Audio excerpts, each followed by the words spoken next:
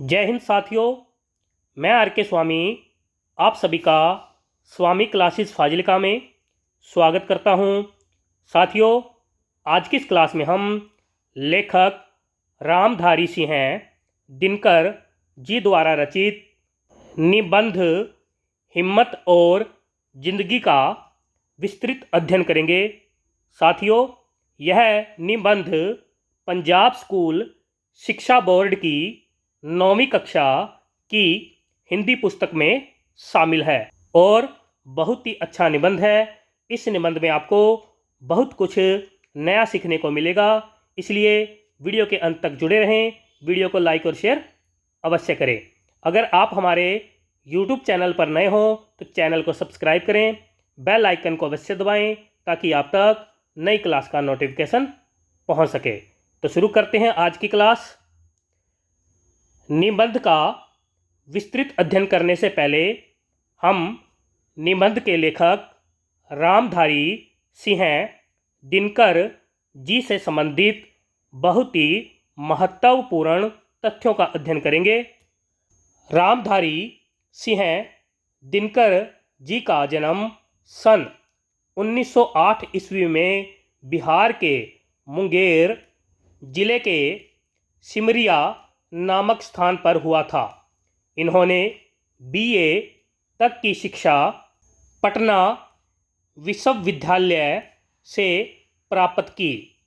इन्होंने सीतागढ़ी में सब रजिस्ट्रार के पद पर कार्य किया।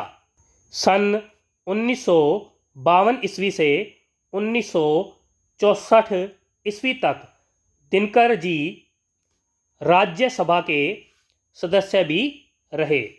सन 1964 ईस्वी में ये भागलपुर विश्वविद्यालय के उप कुलपति के पद पर नियुक्त हो गए।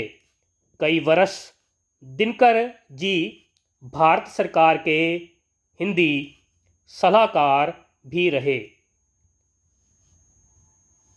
इनकी रचनाएं हैं। इनकी रचनाओं में राष्ट्रीयता तथा विश्व बंधुत्व की भावना विशेष रूप से मिलती है। आरंभ में इन्होंने कुछ रचनाएं छायावादी रंग में लिखी, परंतु बाद में इनका स्वर सामाजिक चेतना से जा जुड़ा।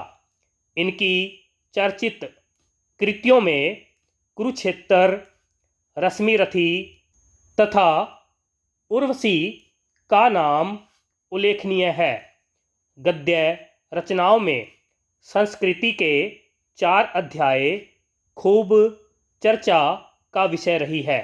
इनकी शैली ओज, प्रवाह, अनुभूति और संवेदना के तत्वों से सदा युक्त रही है। इनकी मृत्यु 1974 ईस्वी में हुई। आगे देखते हैं। निबंध हिम्मत और जिंदगी।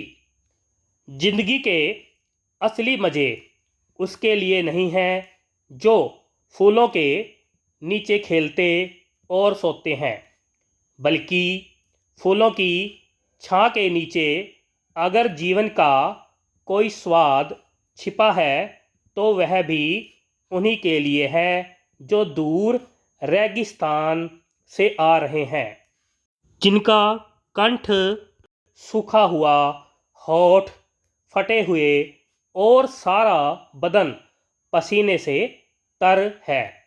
पानी में जो अमृत वाला तत्व है उसे वह जानता है।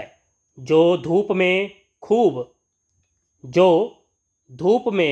खूब सूख चुका है, वह नहीं जो रेगिस्तान के वश में कभी पड़ा ही नहीं है। सुख देने वाली चीज़ें पहले भी थी और अब भी है। फर्क यह है कि जो सुखों का मूल्य पहले चुकाते हैं उनके मज़े बाद में लेते हैं उन्हें स्वाद अधिक मिलता है। जिन्हें आराम आसानी से मिल जाता है उनके लिए आराम ही मौत है। जो लोग पाँव भीगने के खौफ से पानी से बचते रहते हैं, समुंदर में डूब जाने का खतरा उन्हीं के लिए है। लहरों में तैरने का जिन्हें अभ्यास है, वे मोती लेकर बाहर आएंगे। चांदनी की ताजगी और शीतलता का आनंद वह मनुष्य लेता है जो दिन भर धूप में थक कर लौटा है, जिसके शरीर को अब तरलाई की ज़रूरत महसूस होती है और जिसका मन यह जानकर संतुष्ट है कि दिन भर का समय उसने किसी अच्छे काम में लगाया है। इसके विपरीत वह आदमी भी है जो दिन भर खिड़कियां बंद करके पंखों के नीचे छुपा हुआ था और अब रात में जिसकी सेज बाहर चांदनी में लगाई गई है, भ्रम तो शायद उसे भी होता होगा कि वह चांदनी के मज़े ले रहा है, लेकिन सच पूछिए तो वह खुशबूदार फूलों के रस में दिन रात सड़ रहा है। उपवास और संयम ये आत्महत्या के साधन नहीं है। भोजन का असली स्वाद उसी को मिलता है जो कुछ दिन बिना खाए भी रह सकता है। तयकतेन भुजिथा जीवन का भोग त्याग के साथ करो। यह केवल परमार्थ का ही उपदेश नहीं है, क्योंकि संयम से भोग करने पर जीवन से जो आनंद प्राप्त होता है वह निरा भोगी बनकर भोगने से नहीं मिल पाता। बड़ी चीज़ें बड़े संकटों में विकास पाती है। बड़ी हस्तियाँ बड़ी मुसीबतों में पलकर दुनिया पर कब्जा करती है। अकबर ने 13 साल की उम्र में अपने बाप के दुश्मन को परास्त कर दिया था, जिसका एकमात्र कारण यह था कि अकबर का जन्म रेगिस्तान में हुआ था और वह भी उस समय जब उसके बाप के पास कस्तूरी के एक नाफे को छोड़कर और दौलत नहीं थी। महाभारत में देश के प्राय अधिकांश वीर कौरवों के पक्ष में थे, मगर फिर भी जीत पांडवों की हुई, क्योंकि उन्होंने लाक्षागृह की मुसीबत झेली थी, वनवास के जोखिम को पार किया था। श्री विंस्टन चर्चिल ने कहा है कि जिंदगी का सबसे बड़ा गुण हिम्मत है। आदमी के अन्य सारे गुण उसके हिम्मती होने से ही पैदा होते हैं। जिंदगी की दो सूरतें हैं। एक तो यह कि आदमी बड़े बड़े मकसद के लिए कोशिश करे, जगमगाती हुई जीत पर पंजा डालने के लिए हाथ बढ़ाएं, और अगर असफलताएं कदम कदम पर जोश की रोशनी के साथ अधियाली का जाल बुन रही हो, तब भी वह पीछे को पाँव न हटाए।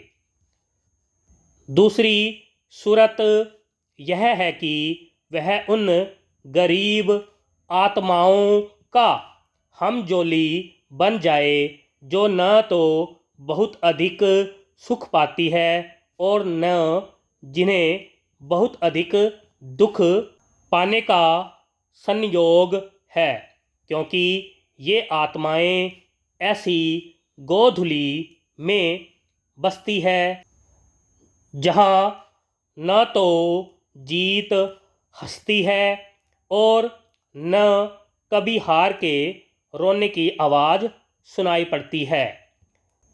इस गोधूलि वाली दुनिया के लोग बंधे हुए घाट का पानी पीते हैं।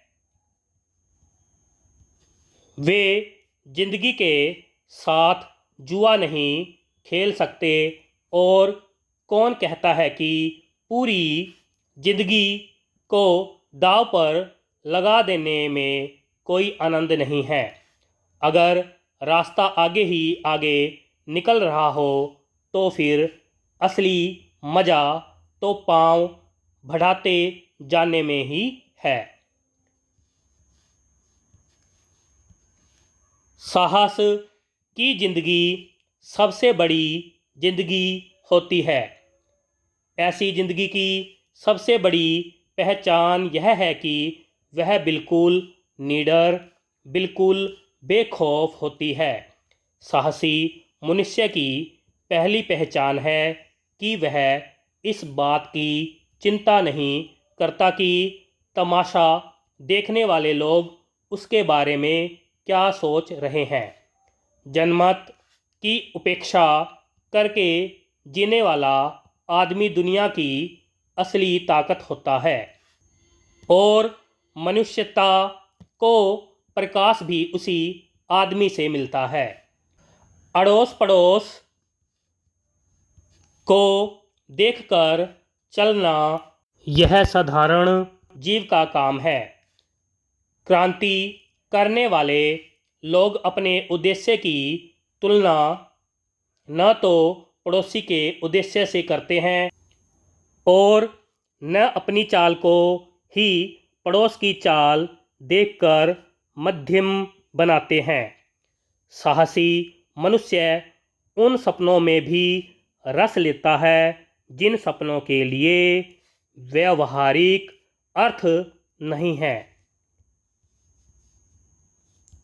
साहसी मनुष्य सपने उधार नहीं लेता, वह अपने विचारों में रमा हुआ अपनी ही किताब पढ़ता है।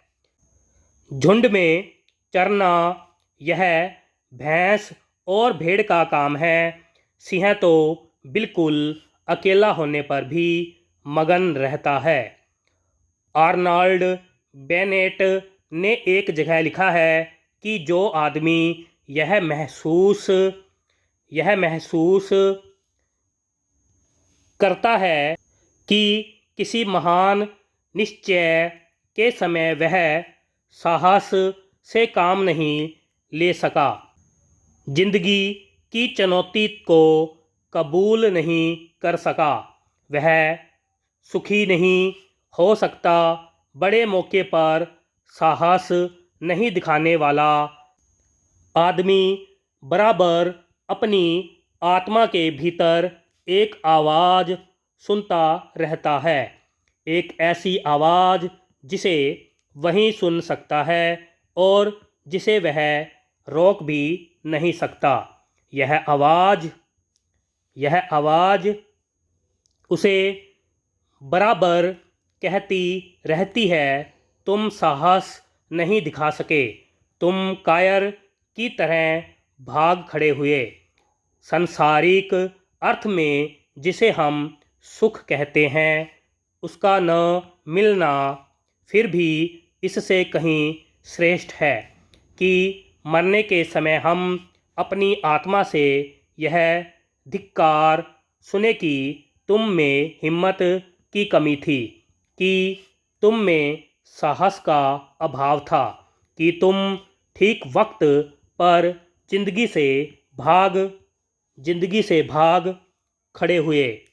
जिंदगी को ठीक से जीना हमेशा ही जोखिम झेलना है, और जो आदमी सुकुशल जीने के लिए जोखिम को हर जगह पर एक घेरा डालता है, वह अनंत अपने ही घेरों के बीच कैद हो जाता है, और उसे जिंदगी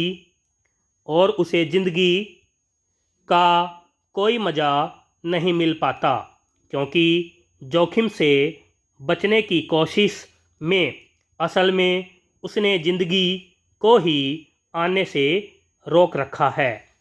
ज़िंदगी से अंत में हम उतना ही पाते हैं जितनी कि उसमें पूंजी लगाते हैं। यह पूंजी लगाना ज़िंदगी के संकटों का सामना करना है, उसके उस पन्ने को उल्ट कर पढ़ना है जिसके सभी अक्षर फूलों से ही नहीं, कुछ अंगारों से भी लिखे गए हैं। जिंदगी का भेद कुछ उसे ही